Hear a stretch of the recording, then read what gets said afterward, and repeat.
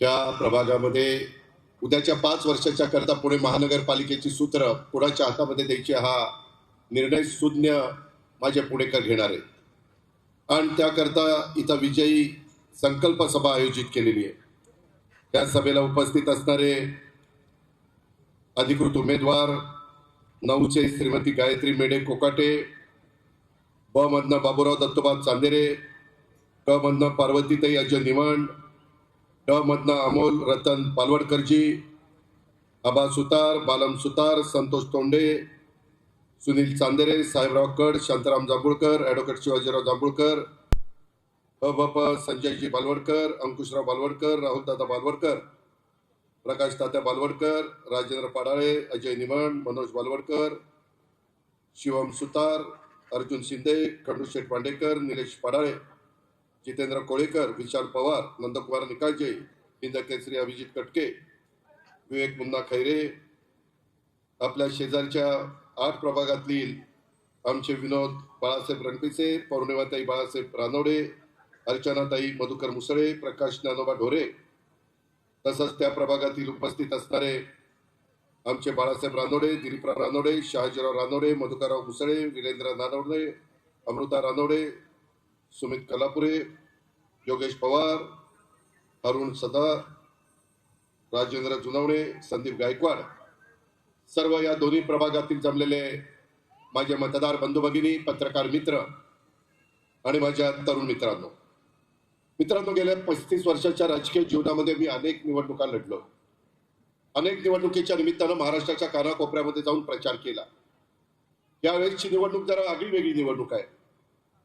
आम्ही केंद्रामध्ये एनडीए सरकारमध्ये पंतप्रधान नरेंद्र मोदींच्या नेतृत्वाखाली देश पातळीवर विकासाची घोडदौड चालू आहे। राज्यामध्ये आम्ही महायुतीच्या सरकारमध्ये देवेंद्र फडणवीसजी, एकनाथराव शिंदेजी आणि मी आणि आमचे सगळे सहकारी तिथं काम करतो। आणि इथं मात्र एक वेगळं चित्र पुणे आणि पिंपरी चिंचवड परिसरामध्ये तुम्हाला पाहायला मिळतं। सुज्ञ मतदारांना कदाचित प्रश्न पडला असेल की केंद्रात हे बरोबर आहेत, राज्यात हे बरोबर आहे, आणि मग इथं यांना काय झालंय। मित्रांनो, मी आपल्याला स्पष्ट सांगतो, मागं महाविकास आघाडीचं सरकार राज्यात होतं, काँग्रेस राष्ट्रवादी सरकार मध्ये होतं, त्यामध्ये केंद्रामध्ये देखील काँग्रेसचं सरकार होतं युपीएचं, तिथं डॉक्टर मनमोहन सिंगजी होते, इकडे वेगवेगळे विलासराव देशमुख, सुशीलकुमार शिंदे, पृथ्वीराज चव्हाण, अशोकराव चव्हाण हे सगळे मान्यवर होते। परंतु स्थानिक स्वराज्य संस्थांच्या मध्ये आम्ही त्या ठिकाणी तिथले प्रश्न म्हणून एकमेकाच्या विरोधामध्ये उभं राहायचो। आज तोच प्रसंग आपल्या सगळ्यांच्या समोर आला। केंद्राच्या आणि राज्याच्या संदर्भामध्ये दोन्ही सरकार राज्याच्या चांद्यापासून बांद्यापर्यंत भरभरून देण्याचा प्रयत्न करतात। विकासाला निधी देतात, मेट्रो करायला निधी देतात, नॅशनल हायवे करायला निधी देतात, वेगवेगळ्या पद्धतीनं ज्या काही योजना असतात त्याच्याकरता निधी देतात, जायकाचा निधी देतात, वर्ल्ड बँकेचा निधी देतात, वेगवेगळ्या प्रकारे केंद्राच्या राज्याच्या योजना असतात त्याच्यातनं निधी मिळतो। परंतु हे सगळं करत असताना गेले काही वर्ष ज्या कारभाऱ्यांच्या हातामध्ये पुणे महानगरपालिकेची सूत्र आहेत, काय अवस्था आहे। 17 तारखेला 2017ला आम्ही बाजूला गेलो, त्यामध्ये आत्ताचे सरकारमधले आत्ताचे राज्यकर्ते पुणे महानगरपालिकेमध्ये इथं आले। केंद्राचा राज्याचा दोष नाही, पण इथल्या त्रिमूर्तींचा दोष आहे। काय कारभार केला। आज बाणेरकरांनो, तुम्ही इथं सगळेजण बसलाय, तुम्ही मला सांगा, या दोन्ही ठिकाणी आम्ही फार विचारपूर्वक उमेदवार देण्याचा प्रयत्न केलेला आहे।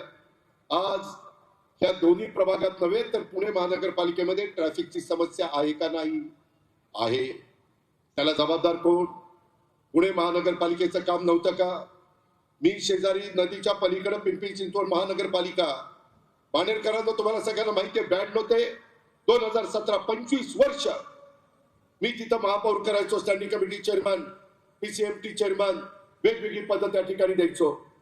आज ते शहर त्या काळामध्ये देशातलं उत्तम शहर म्हणून त्याचा नावलौकिक झाला।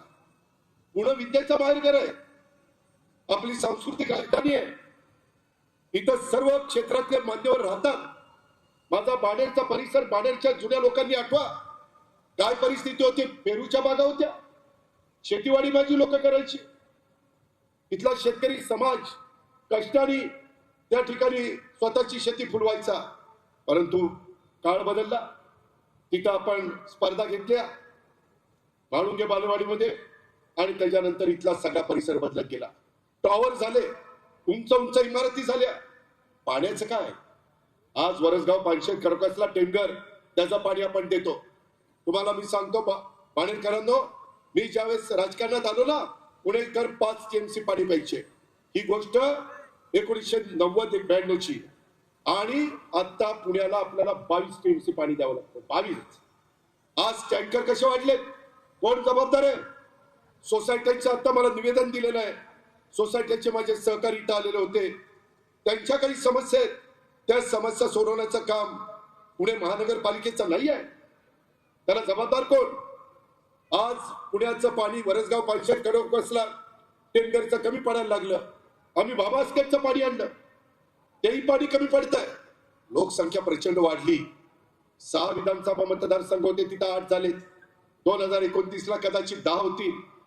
ते कुणी थांबू शकत नाही. कामधंद्याच्या नोकरीच्या निमित्तानं महाराष्ट्रातला पुण्यामध्ये राहत आहेत, बाणेरमध्ये राहत आहेत, आजूबाजूला चूसला राहत आहेत, बावधनला राहत आहेत, म्हाळुंग्याला राहत आहेत, सगळीकडे राहत आहेत. बदल घडतोय. एवढी लोकसंख्या वाढली.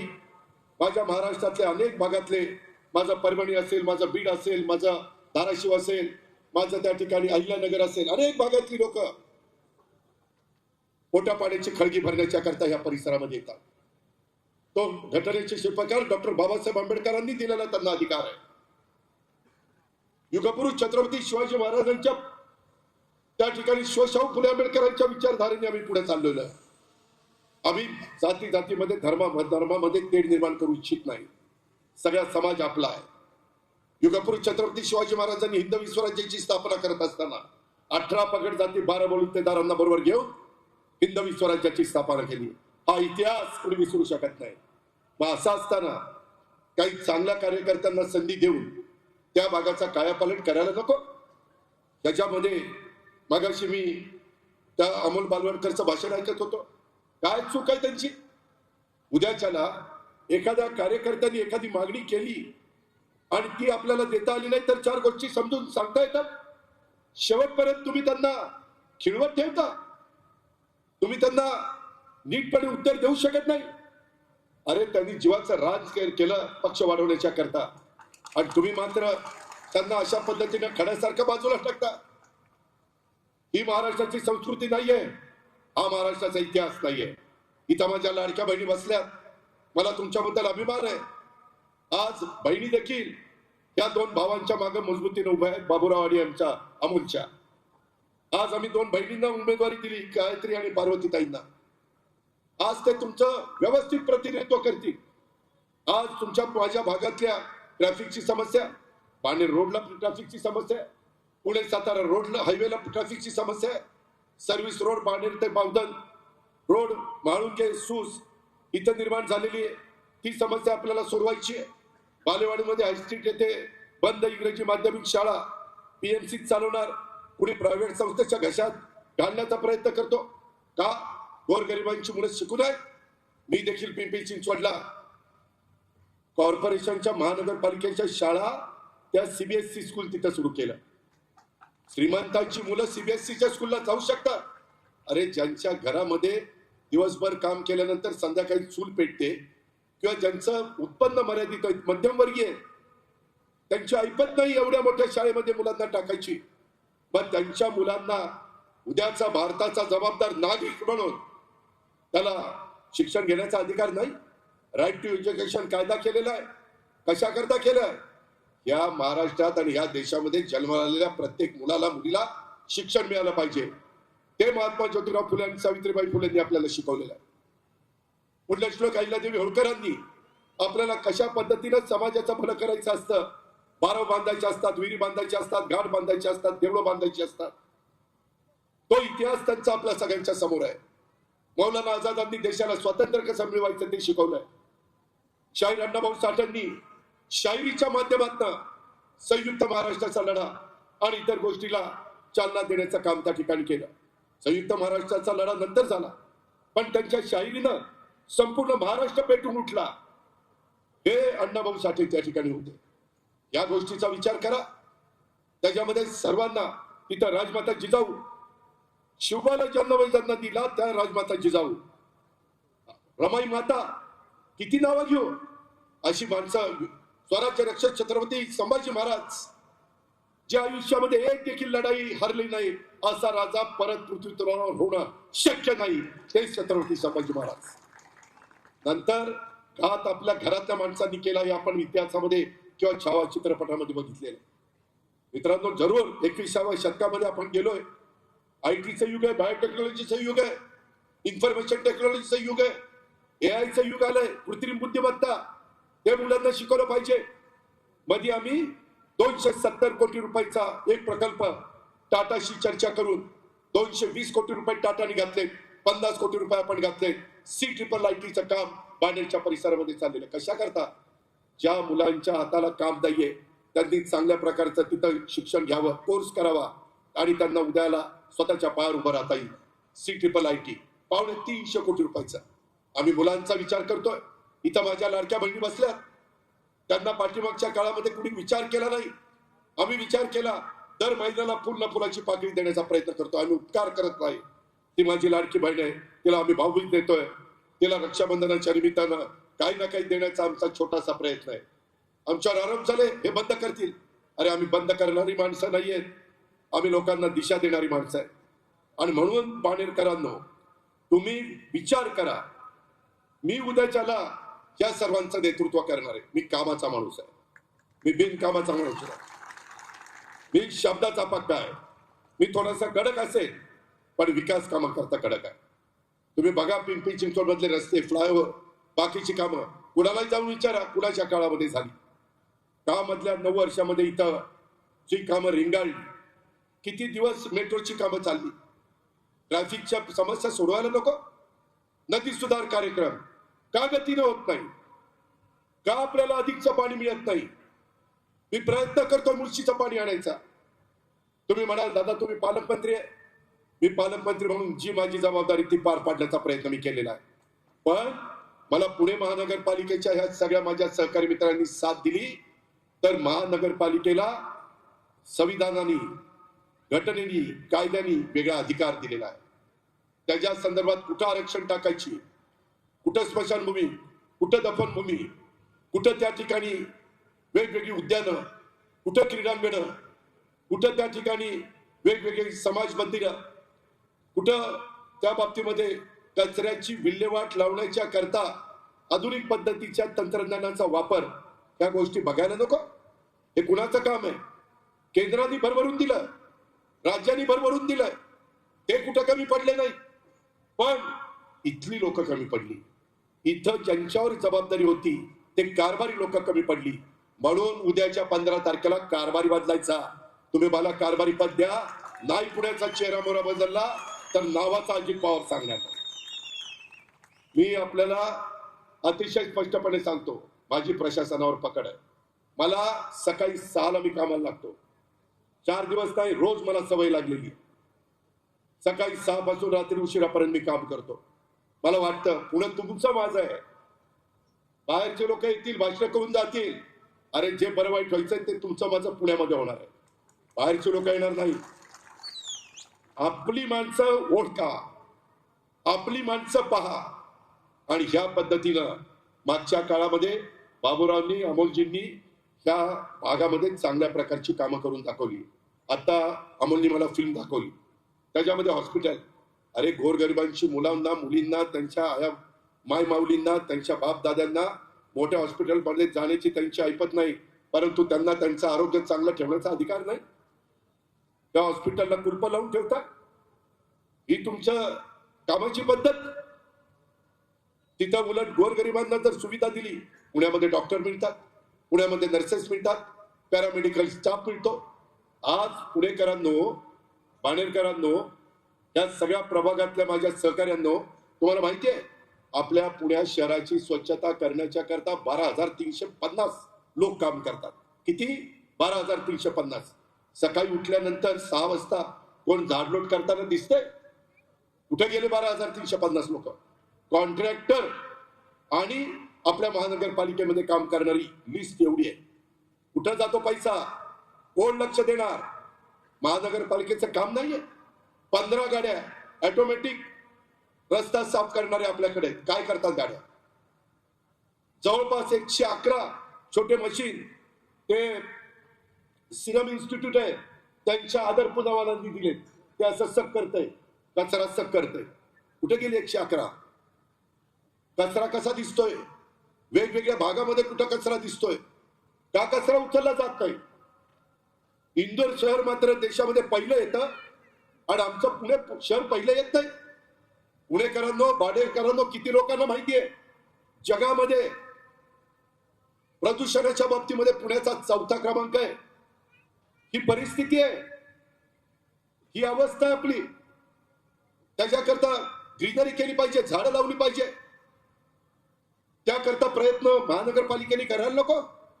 महानगरपालिकेला इथं बसणारा सगळा समाज टॅक्स भरतो. तो टॅक्स काय मुठभट लोकांची घरदार बनण्याच्या करता? टेंडर कशी होतात? ठराविक लोकांना टेंडर कशी मिळतात? ठराविकच कॉन्ट्रॅक्टर कसे तिथं बसतात? त्याला कोण जाब विचारणार आहे? मित्रांनो, 25 वर्ष पिंपरी चिंचवड मध्ये त्या सगळ्या गोष्टी मी बारकाईने केल्यात. आज तुम्ही जाऊन बघा, सकाळी 6 वाजता माझी बारामती साफसफाई तिथे होते. 8 वाजता सगळं शहर चकाचक दिसतं. तसं का पुण्यामध्ये होऊ शकत नाही? राजकीय इच्छाशक्ती कमी पडते. इथलं पुण्याचं नेतृत्व कमी पडत आहे. केंद्रातलं नेतृत्व चांगलं आहे, राज्याचं नेतृत्व चांगलं आहे, इथलं नेतृत्व कमी पडत आहे. आम्ही बोललं तर काहींना राग येतो. खरं सांगायला नको? लोकशाही आहे. तू चंद्रावर गेला चांगलं. मित्रांनो, मी आपल्याला सगळ्यांना सांगतो, मी शब्दाचा पक्का आहे. तुम्ही या परिसरातनं माझी बहीण गायत्री मेडे कोकाटे, नंतर पार्वती निबण, नंतर बाबूराव चांदेरे आणि अमोल बालवडकर, या चौघांच्या घड्याळाच्या चित्राच्या शेजारचं बटन दाबून चौघांना प्रचंड मताने विजयी करा. माझी तुम्हाला विनंती आहे, जेवढी बालवडकरला मतं मिळतील अमोलला, तेवढीच बाबूरावला मिळाली पाहिजे. जेवढी बाबूरावला मिळतील तेवढीच पार्वतीला मिळाली पाहिजे. आणि जेवढी पार्वतीला मिळतील तेवढीच माझी गायत्री बहीण तिला मिळाली पाहिजे. Panel to panel. अजिबात हा माझा जवळचा तो लांबचा. मित्रांनो, तुम्ही मला जबाबदार धरा. मी इथलं प्रदूषण कमी करण्याच्या करता, ट्रॅफिकची समस्या सोडवण्याच्या करता, इथल्या मेट्रोला गती देण्याच्या करता, इथं चाललेली फ्लायओव्हरची कामं, सबवेची कामं, अनेक कामं आपल्याला करावी लागणार आहेत. ही कामं आपल्याला पूर्ण करायची. आता आम्ही मुंबईवरून अटल सेतू झाला की अटल सेतूवरून एक रस्ता काढतोय, तो डायरेक्ट आपण त्या ठिकाणी भोरच्या परिसरामध्ये आणतोय, जेणेकरून बाहेरच्या बाहेर ट्रॅफिक जावं. आम्ही आता रिंग रोड करतोय. तो रिंग रोड PMRDच्या माध्यमातून ते काम आपण मंजूर केलेलं आहे. तो रिंग रोड झाल्यानंतर ट्रॅफिकची समस्या, ज्यांना पुण्यामध्ये येण्याची गरज नाही, मुंबईवरून निघाल्यावर बाहेरच्या बाहेर ते सातारला जातील, बाहेरच्या बाहेर ते कोल्हापूरला जातील, बाहेरच्या बाहेर ते सांगलीला जातील किंवा बेंगलोरला जातील किंवा बेळगावला जातील. इकडून दोन आल्यानंतर बाहेरच्या बाहेर नाशिक रोडला जातील किंवा अहिल्यानगर रोडला जातील, नगर रोडला किंवा सोलापूर रोडला. अशा पद्धतीनं आपण करतोय. हे केलं पाहिजे. जे आमच्या हातात आहे ते आम्ही करतोय. महानगरपालिका आमच्या हातात नाही, त्यामुळे तिथं आम्हाला करता येत नाही. म्हणून या 4 बहादरांना आणि तसंच आमच्या विनोद रणपिसे, पौर्णिमा रानवडे, आमची अर्चना मुसळे आणि प्रकाश ढोरे, याही 4 माझ्या सहकारी मित्रांना, तेही इथं आलेले, त्यांच्याही घड्याळाच्या चित्राच्या शेजारचं बटन दाबून आपण निवडून द्या. मित्रांनो, शेवटी कारभारी मजबूत असावा लागतो. उद्याच्याला हे तिथं निवडून गेल्यानंतर केंद्राचा पैसा आणणं, राज्याचा पैसा आणणं, आज जायकाचा पैसा आणणं, वर्ल्ड बँकेचा पैसा आणणं, एकट्या तुमच्या माझ्या पुण्याच्या करातनं पुण्याचा कायापालट होऊ शकत नाही.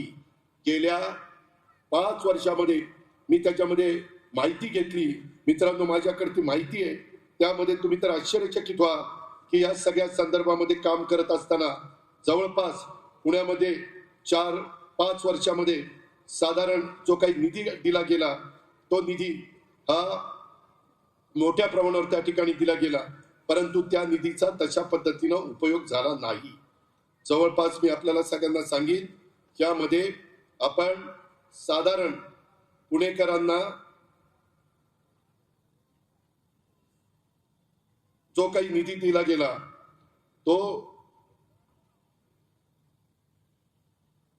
साधारण 1130 कोटी रुपये. पुण्यातले रस्ते करायचे आणि निधीची कमतरता आहे का? साधारण 1384 किलोमीटर पैकी फक्त 425 किलोमीटर रस्ते पूर्ण झाले. पुणेकरांनो, बाणेरकरांनो, नीट ऐका. 1130 कोटी 5 वर्षामध्ये तरतूद केली गेली. महानगरपालिकेने फक्त 658 कोटी खर्च केले. निम्मे पैसेच खर्च केले नाही का? पैसे खर्च केले असते तर खड्डे बुजलेले असते. पुणेकरांचे त्या ठिकाणी माना मोडायच्या राहिल्या नसत्या. पुणे खाच खळग्यामध्ये गेलं, त्याला जबाबदार कोण? का तुम्ही पैसे खर्च केले नाही? पैसे असताना तुम्ही पैसे खर्च करू शकत नाही. नियोजन शून्य कारभार, त्यामुळे हे घडलं. त्याच्यामध्ये टॉम ट्रॅफिक सर्वे झाला. जगातील 501 शहरांचा अभ्यास केला. ट्रॅफिकची अत्यंत खराब अवस्था असणाऱ्या शहरांच्या मध्ये पुण्याचा 4था क्रमांक लागतो. ही अवस्था कुणी आणली? महानगरपालिका जबाबदार नाही. त्याच्यामध्ये मी जसं तिथं सबवे केले, डबल फ्लायओव्हर केले का? तर पिंपरी चिंचवड महानगरपालिका 25 वर्ष माझ्या ताब्यामध्ये होती. गेल्या 8 वर्षामध्ये 9 वर्षामध्ये 73,000 कोटी रुपये पालिकेने खर्च केले. परंतु कोणती कामं दिसतात? अरे 1.5 लाख कोटी रुपये खर्च झाले 9 वर्षात. तरी देखील पुणेकरांना इथून कुठे जायचं म्हटलं तर प्रवासाला किती वेळ लागतो? किती ट्रॅफिक जाम होतं? शाळेतली मुलं, कॉलेजमधली मुलं, कामाला जाणारी, माझे नोकरदार सगळे वैतागून जातात. मित्रांनो, एवढंच नाही, पाणी पुरवठ्याच्या बद्दल आज पुणेकरांना रोज पाणी मिळत नाही. कितीतरी ठिकाणी टँकर चाललेले. का आत्ताच मला निवेदन दिलं, सुस रोड बाणेर विकास मंच नागरी वस्तीतील दुर्गंधी आणि प्रदूषणास कारणीभूत ठरणारा गार्बेज प्लांट हटवण्याबाबत आणि प्रलंबित मागण्यांची त्वरित निर्णय साखळ्यात घातलेला आहे. मित्रांनो, मी तुम्हाला खात्री देतो, बाणेरकरांनो, तुम्ही माझे घड्याळाचं चित्र, काही ठिकाणी तुतारीचं चित्र घेऊन उमेदवार उभे आहेत. आम्ही अनेक जण त्या ठिकाणी उमेदवार दिलेले आहेत. त्यांना तुम्ही निवडून द्या. मी ह्या कचऱ्याच्या संदर्भातला निर्णय घेऊन दाखवतो. तो कचरा तिथनं दुसरीकडं जिथं लोकांना त्रास होणार नाही अशा ठिकाणी त्या गार्बेज प्लांट हटवण्याचं काम देखील मी त्या ठिकाणी करीन. पाणी पुरवठा, समान पाणी पुरवठा योजना, त्याच्यामध्ये 2,818 कोटी रुपयाला मंजुरी दिली. 10 वर्षात 82 टाक्यापैकी फक्त 60 टाक्या झाल्या. त्याच्यामध्ये अनेक मीटर बसवली गेली नाही. त्याला जबाबदार कोण? का नाही झालं का? मित्रांनो, आढावा घ्यावा लागतो. तुम्हाला आठवतंय का? कोरोना आला तेव्हा दर आठवड्याला मी पुण्यामध्ये काउन्सिल हॉलला बसायचो आणि सकाळपासून त्या ठिकाणी अधिकाऱ्यांना बोलवायचो. तिथं जम्बो हॉस्पिटलला कुठं काही अडचण आहे का? बेड कमी पडतायत का? त्याच्यामध्ये व्हेंटिलेटर नाही आहेत का? त्याच्यामध्ये अँब्युलन्स नाही आहेत का? डॉक्टर कमी पडतायत का? वॅक्सिन कमी पडतंय का? रेमडेसिवीर इंजेक्शन कमी पडतंय का? काय कमी पडतंय ते सांगा, आम्ही द्यायला तयार आहोत. त्याच्यामध्ये ऑक्सिजन, काही ठिकाणी तर मला फोन यायचे रात्री 2-2 वाजता, दादा आम्हाला ऑक्सिजन पाठवून द्या. ऑक्सिजन नाही आला तर माणसांना काय द्यायचं आम्हाला कळणार नाही. त्यावेळेस जनतेला कळलं की ऑक्सिजन देखील अशा पद्धतीनं माणसं आजारी पडल्यावर माणसांना द्यावा लागतो. त्यावेळेस सगळ्या गोष्टी आम्ही केल्या. जबाबदारी पडल्यानंतर आम्ही कुठं कमी पडत नाही, हे मला लाडक्या बहिणींना सांगायचंय. भावनिक होऊन नका. माझी तुम्हाला विनंती आहे, जो अपमान अमोलचा केला त्या अपमानाचा बदला उद्याच्या 15 तारखेला आपल्याला घ्यायचा. शेवटी जनता जनार्दन सर्वस्व आहे. अरे आम्ही हाडामासासारखी माणसं आहे. जोपर्यंत समाज आमच्या पाठीशी आहे तोपर्यंत आम्हाला विचारणार आहे. समाज नसल्यावर आम्हाला कुठलं तरी विचारेल का? नाही. तरी काहींच्या डोक्यामध्ये सत्ता जाती. ती सत्ता महानगरपालिकेच्या निमित्तानं पुण्यातल्या काही बुडवर लोकांच्या डोक्यामध्ये गेलेली आहे. ती आपल्याला बाहेर काढायची. त्याकरता आपल्याला बदल करायचा आहे. त्याकरता केंद्राची मदत, राज्याची मदत आपल्याला घ्यायची. त्याही वेळेस इथं राष्ट्रवादीची सत्ता होती. मी अनेकांना महापौर केलं. पिंपरी चिंचवडला होती. केंद्रात काँग्रेसचे पंतप्रधान होते, राज्यामध्ये काँग्रेसचे पंतप्रधान होते. परंतु विकास कामाला तर सगळे मदत करतात. उद्याच्याला ते कदाचित कुणी सांगतील समोरचे लोक की बाबा तिथं केंद्रात राज्यात आम्ही म्हणून इथं पाहिजे. अरे केंद्रात राज्यात आहेत, चांगली लोक आहेत, परंतु इथली लोक चांगली नाही. त्याला करायचं काय? तर त्याला बदल करायचा आहे. त्याला आपल्याला यंदा घड्याळाच्या चित्राच्या शेजारचं बटन दाबून उद्याच्याला विजयी करायचंय. ह्या पद्धतीनं दबावाला घाबरू नका. मला काल का परवा बाबूरावचा रात्री 2:30ला फोन. अरे म्हणलं काय झालं? आणि म्हणलं आम्हाला पोलीस स्टेशनला नेलं. आणि म्हणलं काय बिघडलं काय? मित्रांनो असं नाही, लोकशाही आहे. मी माझी भूमिका मांडीन, अमोल मांडेल, बाबूराव मांडेल, ते पण मांडतील. तुम्ही दोघांचा ऐका ना, तो तुमचा अधिकार आहे. जनता जनार्दन सर्वस्व आहे. तुमच्या प्रत्येकाच्या मताला किंमत आहे आणि ते पवित्र मत उद्याच्या 15 तारखेला माझ्या 8 उमेदवारांना पाहिजे. ती विनंती करण्याच्या करता मी तुमच्या समोर आलेलो आहे. मला या राज्याने भरभरून दिलंय, पण मला वाटतं की बाबा आपलं शहर हे देशामध्ये अतिशय वरच्या क्रमांकाचं पुणे शहर झालं पाहिजे. पुणे शहरामध्ये सगळ्या गोष्टी आहेत, परंतु पुणेकरांना खड्ड्याला सामोरं जावं लागतं. पुणेकरांना रहदारीला सामोरं जावं लागतं. पुणेकरांना कचऱ्याच्या घाणीला सामोरं जावं लागतं. पुणेकरांना व्यवस्थितपणे मुबलक पाणी, अरे धरणं उशाशी आहेत ना, तरी पुणेकर त्या ठिकाणी ताणलेले. धरणं मात्र उशाला आहेच ना. म्हणून मी म्हणतो की मुळशीचं पाणी आपल्याला आणायचं. काय माझी चूक आहे? आम्ही टाटाला सांगतोय, कंपनीला, की बाबा पूर्वी आपल्याला पाणी एवढं लागत नव्हतं, लोकसंख्या कमी होती, आता लोकसंख्या वाढली. अहो देशाला स्वातंत्र्य मिळालं 35 कोटी होतो, आता 140 कोटी झालो, चौपट. त्याच्यात आपला हात जगात कोणी धरणार नाही. घास नाही घास. मग त्यांना पाणी द्यायला नको, रस्ते द्यायला नको, त्याच्यामध्ये कचऱ्याची विल्हेवाट लावण्याच्या करता नवीन टेक्नॉलॉजी आणायला नको. या गोष्टी आपल्याला या निमित्तानं करायच्या. आणि म्हणून माझी आपल्याला सगळ्यांना विनंती आहे, अनेक गोष्टीच्या संदर्भात इथं जे काही मगाशी अमोलनी सांगितलं, बाबूरावनी सांगितलं, किंवा 40,000 स्क्वेअर फुटाचं पालिकेचं हॉस्पिटल पॅन कार्ड क्लब जवळ अर्धवट अवस्थेत उभे आहे, त्यांना फिनिशिंग करून आपल्याला सर्वांच्यासाठी आधुनिक वैद्यकीय सेवा सुविधा 1 वर्षाच्या आत आपल्याला करून द्यायच्या. परंतु हे करण्याच्या करता महानगरपालिकेमध्ये आपल्या विचाराचे नगरसेवक नगरसेविका पाहिजे, आणि तेच सांगण्याच्या करता मी इथं आलेलो आहे. मित्रांनो, या परिसरामध्ये अनेक लोक, म्हणजे माझा औंध बोपडीचा प्रभाग क्रमांक 8 आहे, तिथं देखील तिथं माझ्या शिवाजी हायस्कूल समोर ग्रेड सेपरेटर पाहिजे. औंध बाणेर हद्दीतील रस्त्याचं काम आपल्याला करून घ्यायचंय. महाजी शिंदे रस्ता आपल्याला रुंद केला पाहिजे. खडकी पोलीस स्टेशनला रेल्वेच्या अंडरपासच्या ठिकाणी उड्डाण पूल अत्यंत महत्वाचा किंवा अंडरपास त्या ठिकाणी केला पाहिजे. अशा तिथंही समस्या आहेत. खरं तर त्या समस्या सोडवण्याच्या करता बाणेरकरांनो, माझ्या औंधकरांनो, बोपडीकरांनो, मी आपल्याला आव्हान करतो, पुणेकरांनो, मी दर आठवड्यातनं 1 दिवस ह्या कामाच्या करता पुण्यामध्ये देईन आणि ही कामं मार्गी लावीन. कामाचा पाठपुरावा केल्याशिवाय कामं मार्गी लागत नाही. अजित पवारनी इथं किती घसाकोरडा केला आणि कामाचा पाठपुरावा केला नाही तर काही होणार नाही. परंतु अजित पवार कामाचा माणूस आहे, तो काम करणारा आहे, पाळणार आहे. मी माझी फुशारकी सांगत नाही, मी माझं काम सांगतोय आणि त्याच्यामुळं आपल्याला उद्याच्या काळामध्ये ह्या सगळ्या गोष्टी करायच्या. मी यांना कुणालाच वाऱ्यावर सोडणार नाही.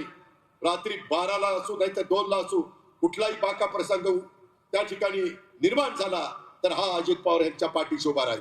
अमोल असेल किंवा बाबूराव असेल किंवा कुणी माझे सहकारी असतील. मी अशा पद्धतीचा माणूस नाहीये. मी जीवाला जीव देणारा कार्यकर्ता आहे. हे आपण सगळ्यांनी या निमित्तानं लक्षामध्ये घ्या. आणि अशा पद्धतीनं आपल्याला अनेक प्रश्न त्या ठिकाणी सोडवायचे. आता इथं काही ठिकाणी मला आता चिठ्ठी आली, इथं तुतारी स्वबळावर आहे. खरं तर त्यांनी फॉर्म काढायला पाहिजे होता. आमचं ठरलेलं होतं इथं या 2 प्रभागात घड्याळ घड्याळ घड्याळ, तेवढंच लक्षात ठेवा. नाहीतर म्हणत दादाच म्हणलं की इथं आमचं जागेचं वाटप झालेलं आहे, काही ठिकाणी चुकून काही अर्ज राहिलेले आहेत. घड्याळ. दुसरा एक महत्वाचा पुणेकरांनो, बाणेरकरांनो प्रश्न मी तुम्हाला सांगतो की पुण्यामधनं आता 980 MLD सांडपाणी निघतं, आपलं ड्रेनेजचं घाण पाणी. फक्त 477 MLD सांडपाणी शुद्ध करलं जातं आणि त्याच्यामध्ये बाकीचं सगळं पाणी तसंच नदीला जात आहे. आपली पवना नदी असेल तिकडं पिंपरी चिंचवडची, आपली इकडं मुळा असेल, मुठा असेल, इंद्रायणी असेल, ही अवस्था आहे आपली. ही आपली अवस्था आहे. हे करायला नको. जर पुणेकरांना चांगलं धरणातलं पाणी प्यायला मिळतं तर खाली माणसं राहत नाही, काही जनावरं राहतात. जनावरांनाही चांगलं पाणी लागतं, पार ते पाणी उजनीला जातं. सगळं खराब. एसटीपीचे प्लांट चालू करायला नको. मागच्या काळामध्ये आम्ही काय मत सुरू केली, पण ती कामं आमची सत्ता गेल्यामुळं आम्हाला पुढे नेता आली नाही. मग जे 8 वर्ष तिथं होते 9 वर्ष तिथं होते, त्यांचं काम नव्हतं, ते नाही झालं. त्याच्यामुळे आपली नदी तिथं आता मासाही जिवंत राहीना, इतकं पाणी अशुद्ध झालं. प्रदूषण आहे एअर क्वालिटी इंडेक्स, त्याच्यामध्ये जगामध्ये ज्या शहरामध्ये 0 ते 50 पर्यंत AQI असतो ते शहर स्वच्छ असतं, प्रदूषण मुक्त असतं. पुणे शहरामध्ये जे AQI आहे ते 200 ते 300. एवढं मोठं प्रदूषण आपल्याकडे सुरू झालेलं आहे. ते प्रदूषण कमी करण्याच्या करता महानगरपालिकेचं काम नव्हतं का? महानगरपालिकेची जबाबदारी नव्हती का? हे आपण सगळ्यांनी बघितलं पाहिजे. मागच्या काळामध्ये काहींना जमलं नाही. वाकड बालेवाडी रस्ता 10% भूसंपादन राहिलंय. लवकर भूसंपादन करायला ते चालू करायला नको? हे कुणाचं काम आहे? लोकप्रतिनिधींचं काम आहे, महानगरपालिकेवाल्यांचं काम आहे. मी कुणाला दोष देत नाही, मी वस्तुस्थिती तुम्हाला सांगतोय. हे आपण सगळ्यांनी या निमित्तानं लक्षामध्ये घ्या. अशा प्रकारची माझी तुम्हाला आग्रहाची विनंती. माझ्या लाडक्या बहिणी बसल्या. आम्ही मधल्या काळामध्ये राज्यामध्ये मुख्यमंत्र्यांनी आम्ही सगळ्यांनी कॅबिनेटनी उमेद मॉल मंजूर केले. त्याच्यातले एक उमेदवार आपल्या पुण्यामध्ये आपण मंजूर केला का? तर बचत गटातनं माझ्या लाडक्या बहिणींनी, माझ्या माय माऊलींनी त्या ठिकाणी काही वस्तू बनवल्या, खाद्यपदार्थ बनवले, त्याला बाजारपेठ मिळण्याच्या करता त्यांना उमेदवार पाहिजे. भीमथडी जत्रा आम्ही भरवतो. कशा करता भरवतो? ज्या महिला वेगवेगळ्या पद्धतीनं खाद्यपदार्थ आणि वस्तू करतात त्याला बाजारपेठ मिळावी. 8 दिवस कधी लाखोची गर्दी असते का नाही?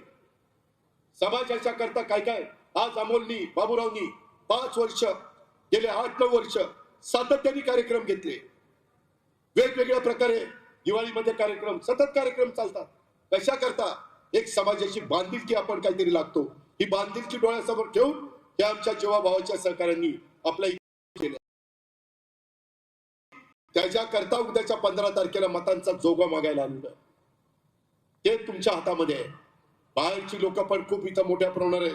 त्यांना पण मला सांगायचं आहे की या संदर्भामध्ये आम्ही युवकांच्या करता काम करतोय, महिलांच्या करता काम करतोय, परंतु पुणे महानगरपालिका आमच्या विचारांच्या लोकांच्या हातामध्ये नसल्यामुळं हे काही प्रश्न आम्हाला त्या ठिकाणी सोडवता येत नाही. आणि म्हणून माझी तुम्हाला सगळ्यांना विनंती आहे की हे जे काही वेगवेगळ्या प्रकारचे प्रश्न आहेत, पिण्याच्या पाण्याचा आणि अनेक प्रकारचे जे काही प्रश्न आहेत ते सोडवण्याच्या करता माझं तुम्हाला सगळ्यांना सांगणं आहे. सोसायटीचे प्रश्न अनेक आहेत. ब्लू लाईनचा प्रश्न आहे, म्हणजे रेड लाईनचा प्रश्न आहे. आपल्या इथंच नदी जाते, बऱ्याचशा ठिकाणी ओढे नाले बुजवले गेलेले आहेत, अडवले गेलेले आहेत, कमी रुंदीचे केले गेलेले आहेत. उद्याच्याला निसर्गाने ज्यावेळेस ही वसुंधरा तयार केली त्यावेळेस पाऊस पडला तर जर पाणी जायला जागा नाही राहिली तर पुढं पाण्यामध्ये जातं. ते पुढं पाण्यातनं आपल्याला बाहेर काढायचंय. ते ओढे नाले, ते जे काही प्रवाह आहेत ते आपल्याला मोकळे करायचे. त्याकरता मजबूत त्या ठिकाणी कारभारी तिथं पाहिजे. मजबूत महानगरपालिकेमध्ये काम करणारी लाडक्या बहिणींची आणि भावांची आणि मुलांची टीम आपल्याला पाहिजे. ती टीम आम्ही घेऊन आलेलो आहे. ही कामाची सगळे उमेदवार आहे, ही कामाची माणसं आहे. आणि म्हणून उद्याच्या 15 तारखेला बऱ्याच काही गोष्टी इथं घडतील. वेगवेगळ्या पद्धतीनं कदाचित प्रलोभनं दाखवली जातील, परंतु कुठल्याही प्रलोभनाला आपण कृपा करून त्या ठिकाणी बळी पडू नका. अशा प्रकारची माझी विनंती आहे. या बाणेरच्या विकासाच्या साठी, औंध बोपोडीच्या विकासाच्या साठी, माझी आपल्याला सगळ्यांना वाहतुकीच्या कोंडीतून मुक्ती करण्याच्यासाठी, कचरा प्रक्रिया प्रकल्पाचं स्थलांतर करण्यासाठी, पाणी पुरवठा आणि जलसुरक्षा हे चांगल्या पद्धतीने दररोज तुम्हाला मिळण्याच्यासाठी, पायाभूत सुविधा देण्याच्यासाठी, पर्यावरणाचं संरक्षण करण्याच्यासाठी, महिलांना आणि युवकांना सक्षमीकरण करण्याच्यासाठी, आरोग्य आणि शिक्षण जे समाजाच्या करता अतिशय महत्वाचं असतं त्याकरता आपल्याला जनतेच्या प्रश्न सोडवण्याच्यासाठी सर्वांची मदत, कुणाच्याही बद्दल आकस मनामध्ये न ठेवता, निवडणूक आचारसंहितेचा कुठेही भंग होऊन न देता आपल्याला सगळ्यांना बाबांनो काम करायचंय. लाडक्या बहिणींना आपल्याला बरोबर घ्यायचंय. त्यांनी आपल्यावर टाकलेल्या विश्वासाला कुठेही आपल्याला तडा जाऊन द्यायचा नाही. कायदा सुव्यवस्था आपल्याला चांगली ठेवायची, कोयता गँग आपल्याला नष्ट करायची. त्याच्यातून आपल्याला जे काही कधी कधी 2 चाकी वाहनं फोडली जातात, गाड्या फोडल्या जातात, हे जे काही टोळकी करतात त्यांचा बंदोबस्त आपल्याला करायचा आहे. त्याच्याकरता पोलीस दल आपल्याला वाढवायचंय. पोलिसांच्या करता जेवढा इन्फ्रास्ट्रक्चर लागेल तेवढं देण्याचं काम आम्ही त्या ठिकाणी करतोय. शिवशाहू फुले आंबेडकरांच्या विचारधारेने आम्ही त्या ठिकाणी पुढे चाललेलो आहे. सर्व घटकांना सोबत घेऊन सर्व जाती धर्म पंथ प्रांत भाषांच्या नागरिकांना आपल्याला पुढे न्यायचं आहे. इथं सगळ्या जाती धर्माचे लोक गुण्या गोविंदाने राहतात. माझ्या माय माऊलींना, माझ्या मतदार बंधू भगिनींना आणि युवा मित्रांना, युवतींना ही निवडणूक केवळ नगरसेवक नगरसेविका निवडून देण्याची नाही, तर बाणे, माझा त्या ठिकाणी औद, माझा बोपडी या सगळ्या भागातल्या वेगवेगळ्या 5 वर्षाच्या करता, पुढील 5 वर्षाच्या करता महानगरपालिका सुरक्षित लोकांच्या हाती देण्याची निवडणूक आहे. विरोधकांच्या भूलतापांना कृपा करून बळी पडू नका. ज्यांनी काम केलंय त्यांनाच तुम्ही साथ द्या. ते काम अमोलनी केलेलं आहे, ते काम बाबूरावनी केलेलं आहे, ते काम माझ्या बाकीच्या सगळ्या जीवाभावाच्या सहकार्याने केलेलं आहे. आणि म्हणून त्यांना साथ द्या. त्यांच्याबरोबर माझ्या लाडक्या बहिणींना साथ द्या. त्याचबरोबर पलीकडच्या बाजूला माझ्या सहकारी त्या ठिकाणी प्रकाश डोरे असतील, माझे विनोद रणपिसे असतील किंवा आमच्या रानवडेताई असतील, मुसळेताई असतील, त्यांना त्या ठिकाणी साथ देण्याचं काम आपण सगळ्यांनी करा.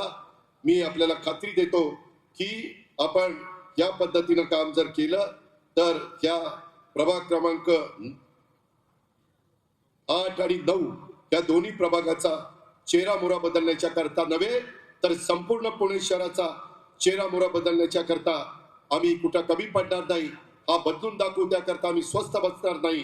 कायम कष्टकरी शेतकरी, आदिवासी, मागासवर्गीय, महिला, वंचित, दुर्बल घटकांच्या, सर्वसामान्यांच्या सोबत आम्ही राहायचं ठरवलेलं आहे.